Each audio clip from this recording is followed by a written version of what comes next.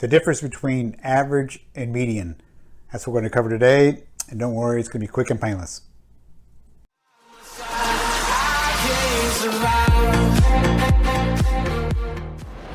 Hey, it's me, Gerald, an active real estate agent and investor, and I'm all about helping others with what I've learned and continue to learn since 2007. So if you're doing research or need help selling or buying a house without having to call an agent just yet, then you come to the right place. Make sure you check out the other videos on this channel, and don't forget to subscribe and click that notification bell so you get more videos just like this here. So here we go.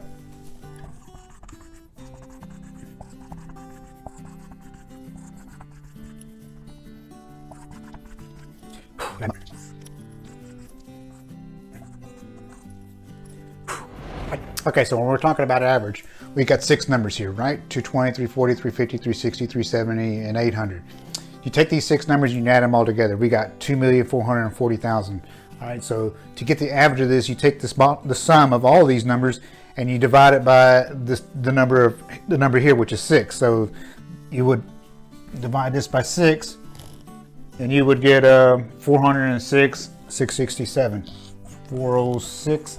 667, rounded up to the nearest dollar, and that would be your average, the total divided by the number. Okay, so now the median, which is a little bit different, is the actual midway value between the total numbers arranged in order. So in other words, this is already arranged in order. We got the low end here 220, the upper end here 800. All right, so then what you're going to do is you're going to find the middle value. There's 6 numbers here. 1, 2, 3. This is not going to be the middle value, nor this is going to be the middle value as well. Why is that? Well, if we had 360, we got 2 numbers here and 3 numbers there, so that can't be the middle. Same with this one, 2 numbers here, 3 numbers there, so that can't be. We'd have to have an odd number of values here. So whatever number would fall right in here would actually be the median.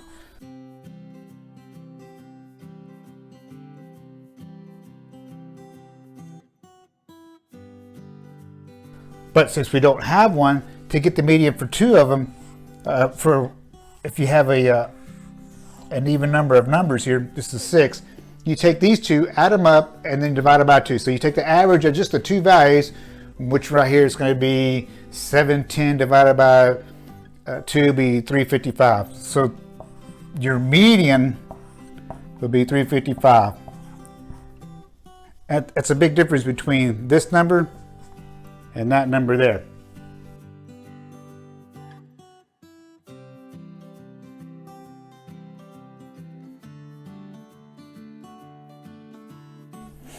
Now, if you had a number here that was, say, 358, say you had 7 numbers here, and if you had here 358, believe it or not, the median would be this number here, 358.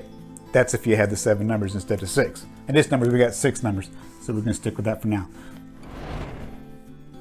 So you're probably wondering, why do they use a median and an average? Well, if you look at this average, it's 406. It falls above all of these that are in the middle. So the average, or the median, would give us a closer range or closer value of what is truly expected in that area. Now, another reason is the median. Most county reports, zip codes, or cities, they pull in all the data, so they can't throw any of the numbers out. When an agent is analyzing your property, more than likely they're going to be looking at the area and the comps that are most likely close to your property. It could be these 3, it could be these 3, and they're going to give compare, apples with apple. They're going to try to narrow it in and give you a value on your house. Now listen, just because this is the median and that's the average doesn't mean you can't get this. If these houses here are 20 years old and no updates have been done to it, and this one's fairly similar, 20 years old, and everything's been updated and in the same neighborhood, you could possibly very well get close to this. Now, as an agent, you would want to look at it real close and see, well, maybe it took a year to sell, and you got that long. Somewhere lower than this, and maybe you could get a little bit more than average, somewhere in here. Again, your agent would have to sit there and analyze all that data and go over it with you to get you the best pricing strategy. All right, I hope that helps. Make sure you give us a thumbs up on that video if I explained it well. If not, give me any kind of questions and I'll try to explain it again if you need me. Okay, one last question. Did that clear anything up? Yes or no? Let me know in the comment section below, because I got to know if I helped you out or if I got you more confused.